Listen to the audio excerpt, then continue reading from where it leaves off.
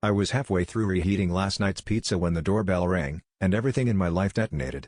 Standing on my porch was a man I'd never seen before, hands shaking, eyes wild, desperate. He barely waited for me to open the door before he blurted out, "Please, you have to let her go. I love her. I can't keep doing this." My wife appeared behind me, face drained of all color. I pieced it together in a second. My wife was having an affair, and her lover was right here, begging her to leave me. The three of us just stood there, silent except for his ragged breathing. My wife wouldn't look at me, but she wouldn't look at him either. He started crying, saying he'd do anything for her, that he'd even talk to my mother if he had to. That was when my mother's name slipped out of his mouth, and my brain short-circuited. Why would my mother be involved in any of this? My wife finally spoke, her voice barely a whisper. "He's not here for me. He's here for her. For your mother."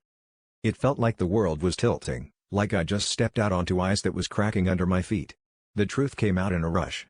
My wife and her lover had been using each other, covering up their real affair. He was with my mother, and my wife was just the alibi. They had all been sneaking around, weaving a web of lies so tangled that none of them knew who was betraying who anymore. The fights, the late nights, the sudden silences, it had all been a smokescreen, and I'd been too blind or too trusting to see it. I wanted to scream, to throw something, to make them both feel the chaos they'd put in my head.